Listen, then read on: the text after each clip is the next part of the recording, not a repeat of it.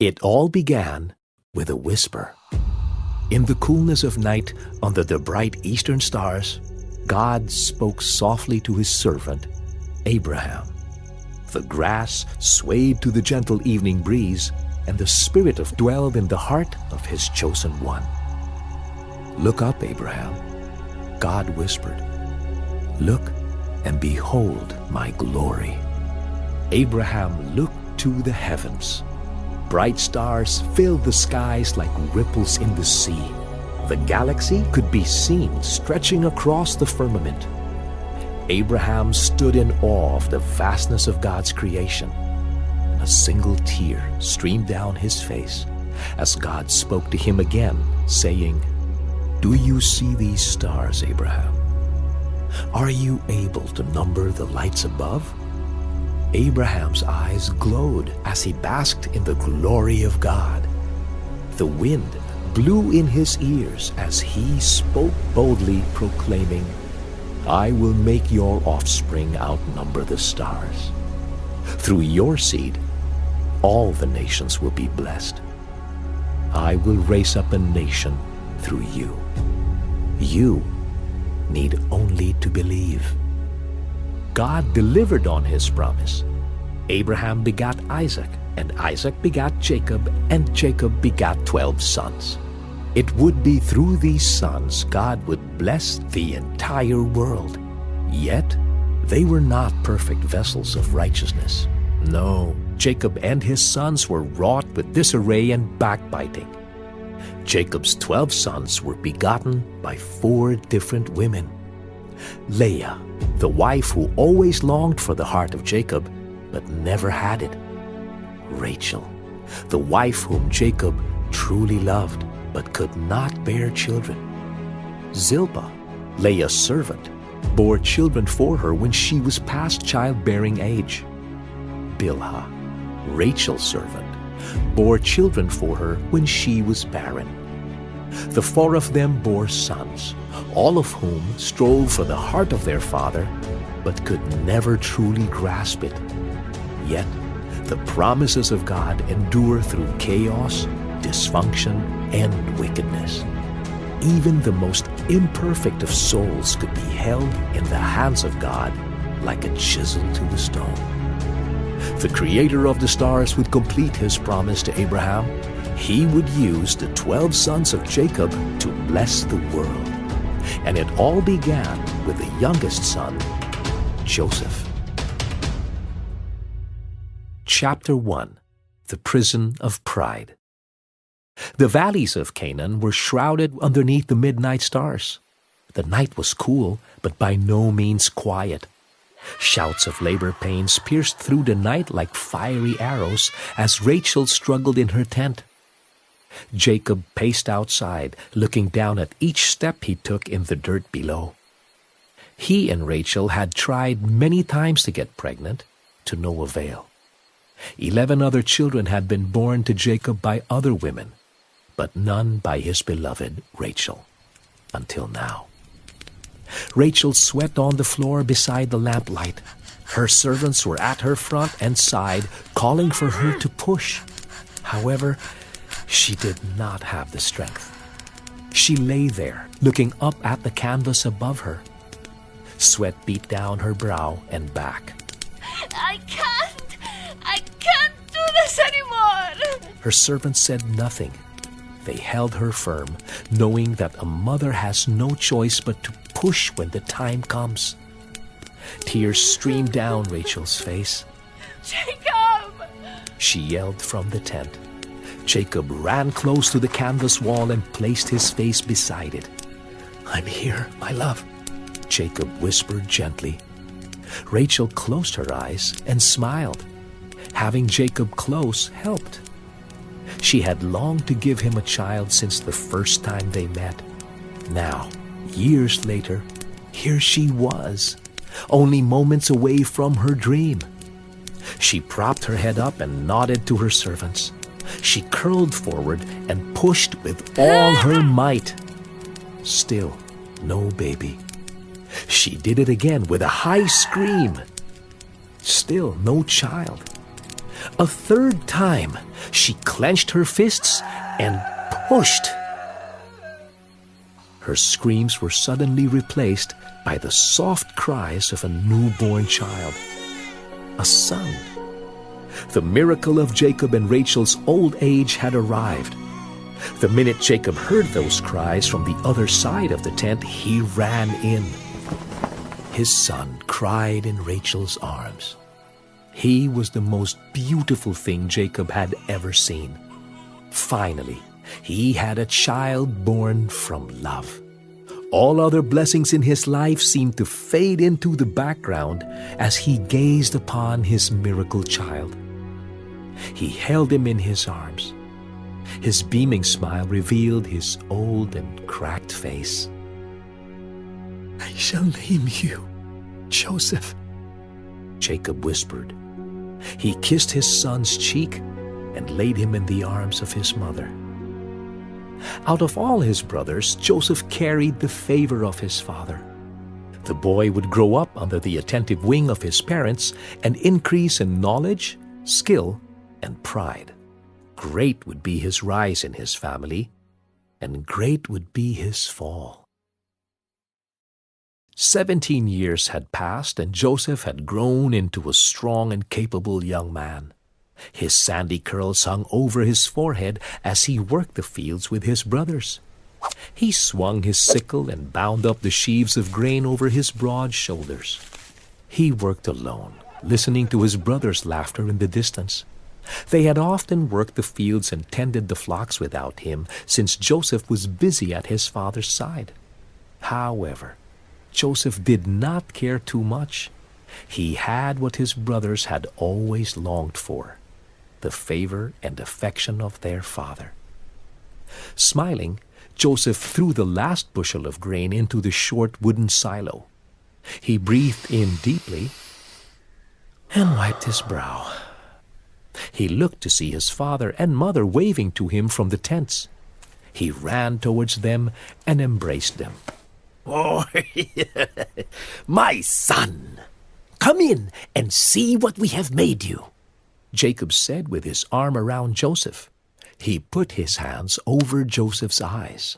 "Winter is approaching, and you've already grown out of your old coat," Jacob said with excitement. "Your mother has been hard at work getting the material for this." Jacob took his hands off Joseph's eyes. In front of him, his mother was holding a flowing coat of many colors. Joseph's eyes beamed at the sight of the garment. Its shoulders were a bright red, flowing into deep blue sleeves. At the bottom of the robe were streaks of purple with silver patterns. It was hemmed with bright golden lace, and the straps were a brilliant orange, brighter than the sun.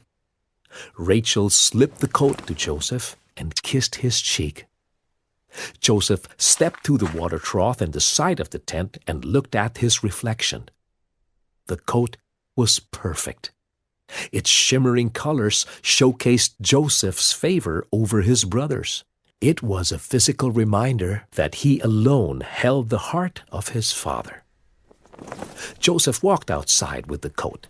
The bright sun shone directly on it, causing the patterns to pop in the light.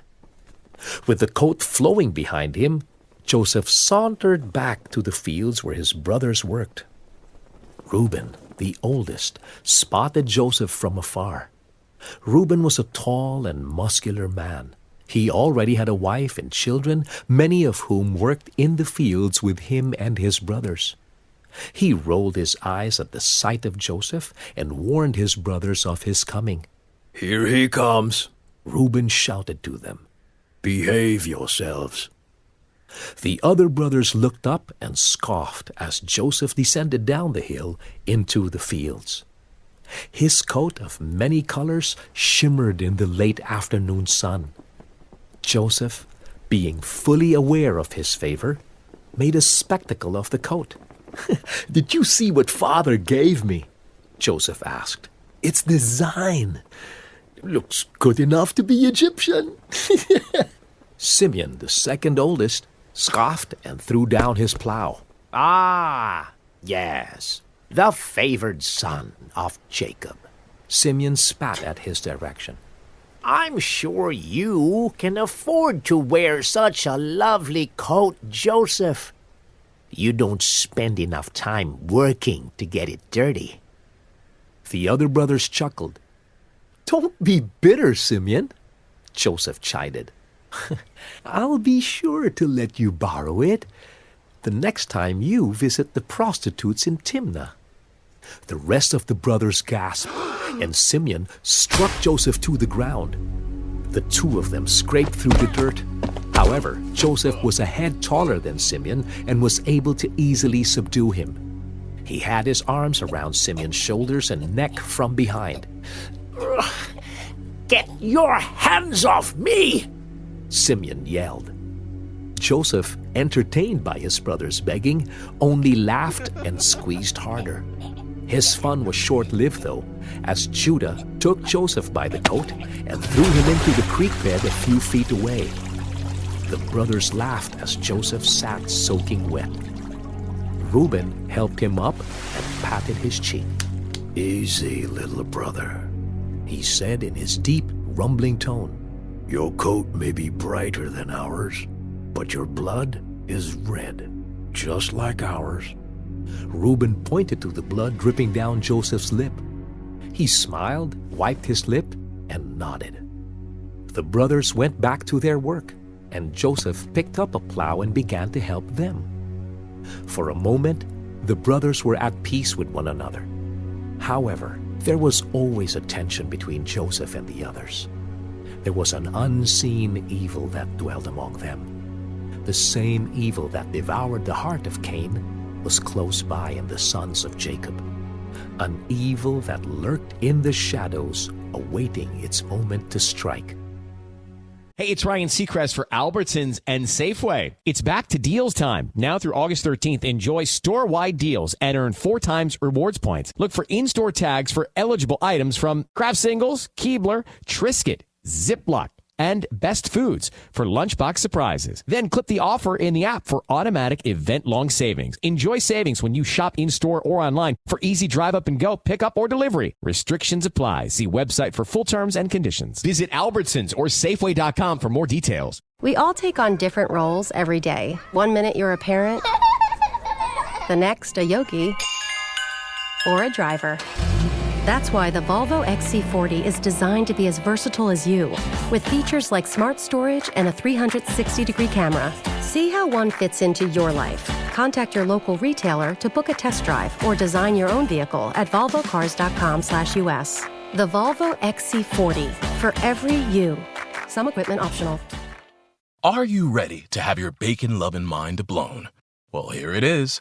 Oscar Mayer takes 12 hours to smoke some delicious thick-cut bacon. Most other bacon out there is smoked for 4 to 6 hours, but Oscar Mayer doubles that time. Let's put that into perspective. You could drive from Detroit to Omaha, and Oscar Mayer thick-cut bacon wouldn't be finished smoking. You could spend the morning and all afternoon watching the Lord of the Rings trilogy in full. You could even go to bed, get a full night's sleep, wake up, shower, have breakfast, including some delicious Oscar Mayer bacon, and then drive to work. And to think that the bacon would still be smoking. The point is, all of these take at least half a day to complete, and Oscar Mayer takes the best cuts and smokes them over real hardwood chips for a really long time until it tastes really good. So buy some Oscar Mayer thick-cut bacon now and enjoy. Later that evening, Joseph returned to the camp where his father and mother prepared a meal with the others. The brothers were sore from a long day in the field. Simeon immediately dunked his head in the water trough, while Gad and Asher dipped their fingers in the stew. The end of the day was always a joyous event for the sons of Jacob. Their mothers would prepare a large feast, and the family would gather together by the fire and listen to their father tell stories of his travels and the time he wrestled with God himself. The brothers would sing and play games. The servants would join in and laugh alongside them. However, the mood quickly shifted when Jacob saw Joseph's face. "What is this?" Jacob asked Joseph, pointing to his bloodied lip. Joseph's eyes quickly darted to Simeon, then back at his father. Jacob puffed his chest and turned to Simeon. "Did you strike my son?" he asked intensely. Simeon stood straight up. "Aren't I your son too?" he asked. "Answer the question, Simeon. Did you strike Joseph?" "Yes," Simeon answered impassively. "Your precious jewel was scuffed a bit, but I'm sure there's nothing a little kiss from father can't help." The rest of the brothers chuckled. However, Jacob was not amused. "Be careful of that sharp tongue, Simeon. Joseph has told me of your dealings in Timnah. I know how all of you have gone into the Canaanite cities to get drunk and lounge about when you should be working." The rest of the brothers sneered at Joseph. He had been spying on them for quite some time. Judah in specific was outraged. He looked over to his wife and children. They had no idea where he had gone for nights at a time. The sins of the brothers were exposed in the open, and it was Joseph's fault.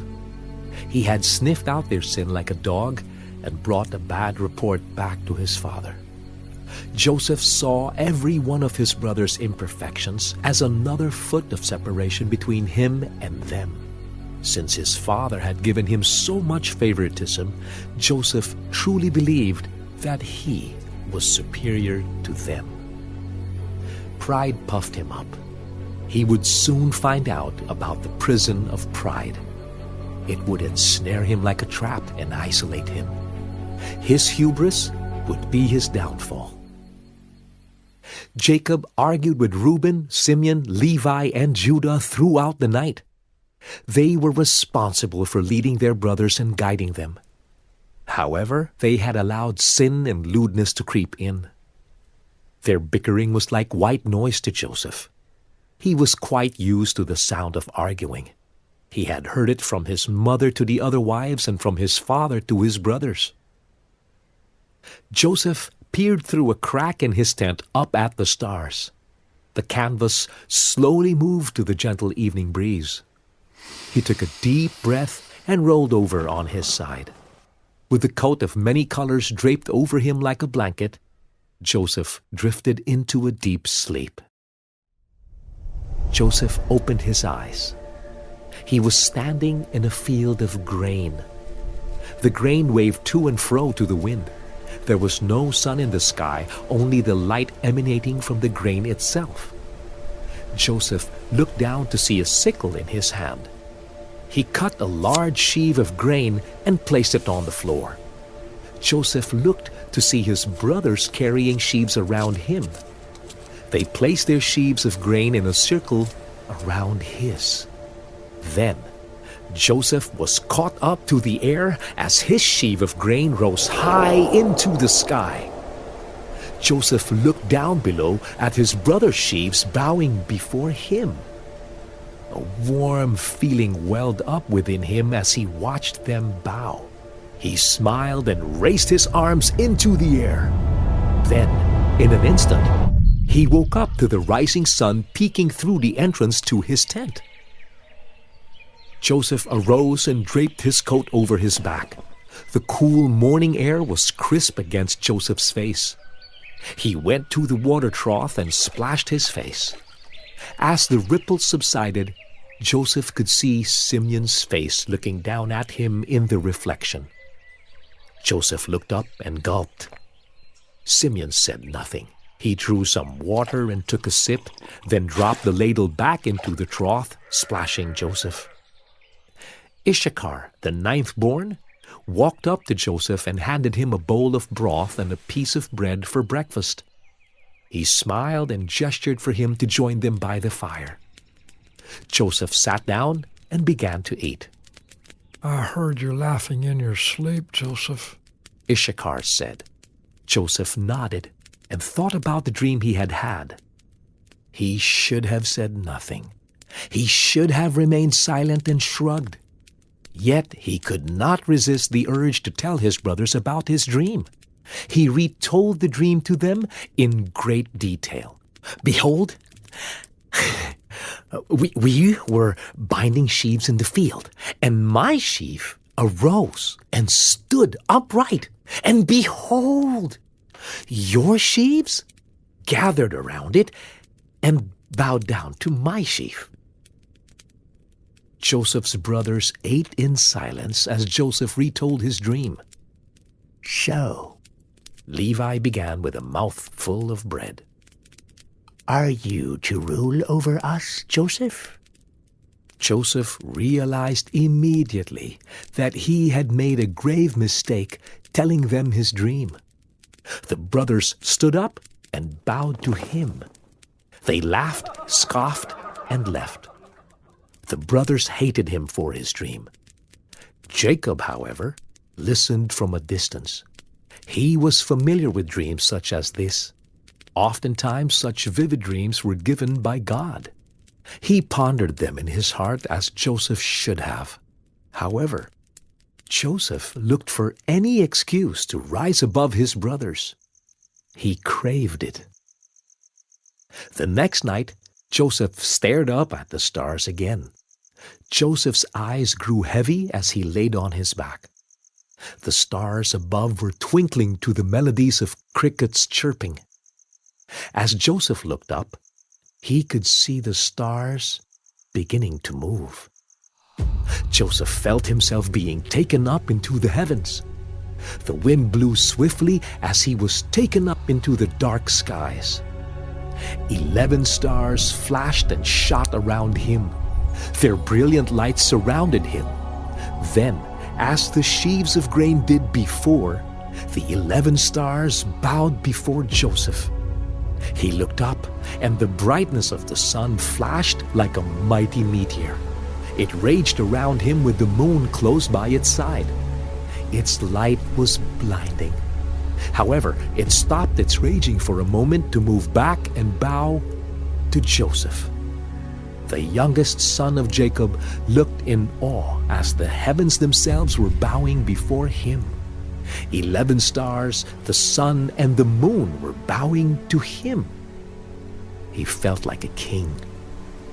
Yet, there was a tinge of sorrow in his stomach as he watched. He couldn't tell where it came from, but Joseph had a sinking feeling that their reverence would come at a price. Joseph woke up and rushed out of his tent. Jacob and Rachel were eating beside the rest of the family. Joseph sat beside them. Mother, Father, last night I had another dream, he whispered. Ah, the king has had another vision, Simeon said from a few feet away. Please, my lord, tell us your dream. The others laughed, but Jacob remained silent, eager to hear Joseph's dream. It was similar to before, but this time there were more. I was surrounded by stars, and they were all bowing down to me. Even the sun and the moon joined in, Joseph said softly. Jacob looked down at the fire. He pondered for a moment, furrowing his brow. So, not only did your brothers bow to you, but your mother and I as well? Jacob asked. Joseph's eyes widened. He did not mean to imply his father would bow to him. However, Jacob stood in rage nonetheless. Shall I bow to you, my son? Shall your mother treat you as Lord? Jacob's tone was harsh and direct. It cut Joseph to the heart. Jacob walked away. His brothers gave a sly grin and grabbed their tools to go work the fields. No matter how true Joseph's dreams would become, they fell on deaf ears because they were laced with pride and self-righteousness. Joseph wore a bright coat of many colors, showcasing his favor and superiority over his brothers. One day, there would be another hero who would wear a different garment. It would be a purple royal robe placed on his scarred back. It would be a robe of shame and torture. Unlike Joseph, he would clothe himself in humility and sacrifice himself for the ones he loved.